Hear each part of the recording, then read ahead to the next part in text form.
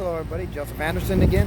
I'm going to go over what I actually found on, it's a 7.5 ton York system. The original call was for no cooling. When I came up to it, it was actually off on thermal overload. It's your head pressure was too high. It's the red gauge on your gauges. The red side of your gauges is actually too high, so it actually tripped the compressor. I'm going to show you the unit. I'll show you what switch actually tripped, and then I'll go through everything on what I actually found. Okay, here is the 7.5 ton commercial equipment. It's a package unit. You see the York system. What I found was down here. This is your high pressure switch. This is a manual reset. This was actually tripped. This one was actually tripped, so you had to come here, push the button, and it actually started the compressor. It was actually just getting too hot. So I figured, okay, you know what? Let me check a few things, see what's actually making it go off on high head pressure. So I actually put my gauges on. My suction pressure, the blue side on my gauges, was actually fine. It was about 70. Yeah, it is about 95 outside, so about 70 on my low side, but it was about 550 on my head pressure and climbing. And so it'd get to a certain point and it would cut it out, because what it does is it trips this high pressure switch here, so it protects your compressor so it doesn't overheat it and burn up the windings inside of it.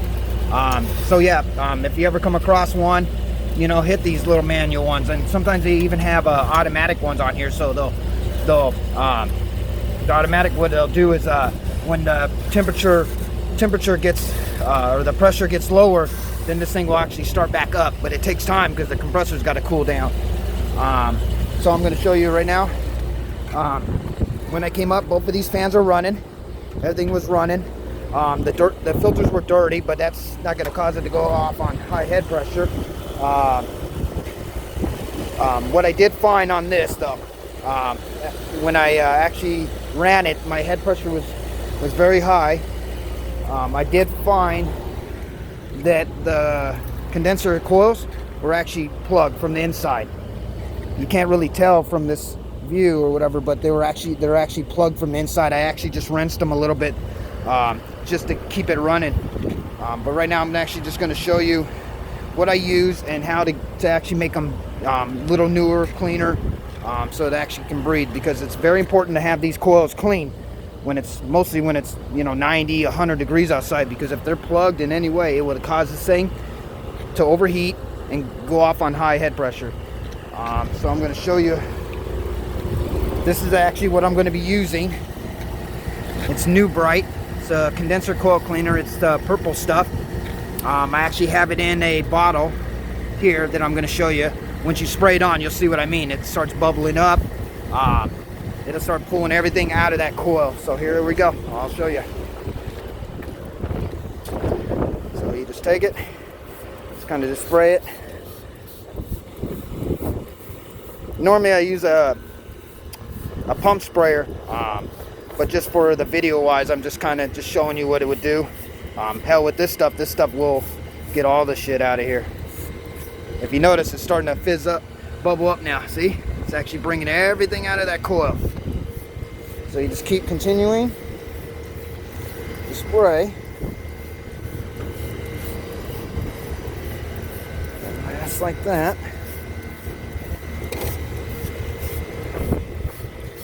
So it's all pretty much coming up out of there. So if you notice, see, it's starting to fizz up real good. It's pulling everything out of that coil. Anything that's in there, grease, dirt, you know, whatever's plugging that, it's actually bringing it out. See? It's actually bringing it out of that coil. So you just constantly just spray it. Try not to get too much of this stuff on your hands. It kind of irritates the skin a little bit. But it's good stuff. I mean, it'll make these coils look a lot better. So here we go.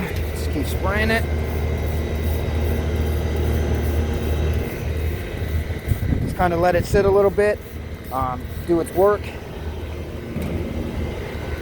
And just kind of let it sit there and just kind of clean it out so it gets kind of the stuff out of there. Kind of hit all the spots that are actually irritating it, you know. go.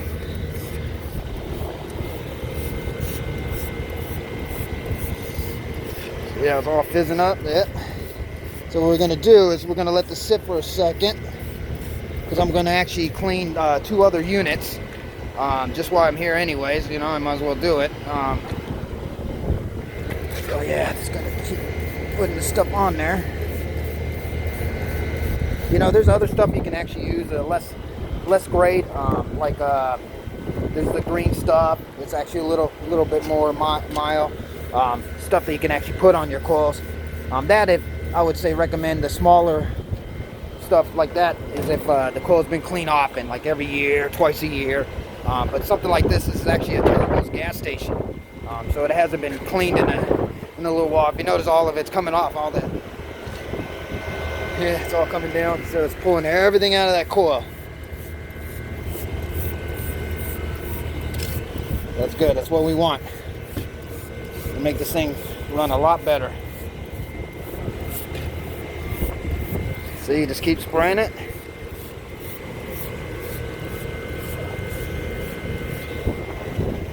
And even inside here, they got a coil. You see it? Got a coil. I'll kind of spray that guy down a little bit just to kind of get everything kind of nice and clean in here. You know what I mean? We don't want to have to come back to this.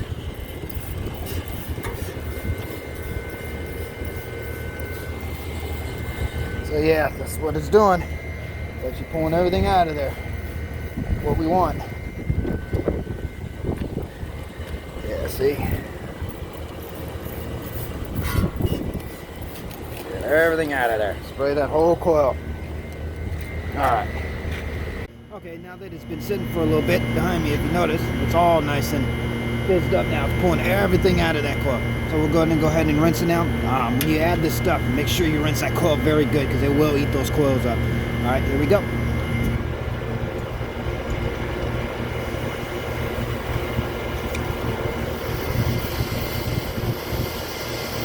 You notice, just rinse, keep rinsing from top to bottom.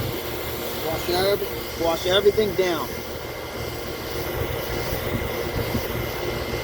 You gotta make sure, always start from the top, work your way down.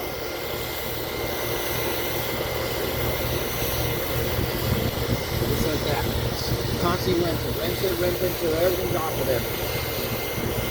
Yeah, this will help with all your head pressure problems in the summertime. Mostly here in Vegas.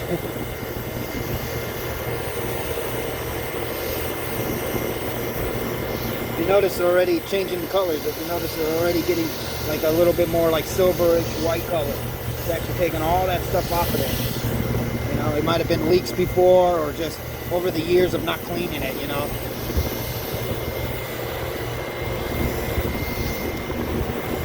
Yeah, so you want to make sure everything is off of that coil. Yeah, like I said, if not, yeah, that stuff will just, after time, it'll just eat up the coils.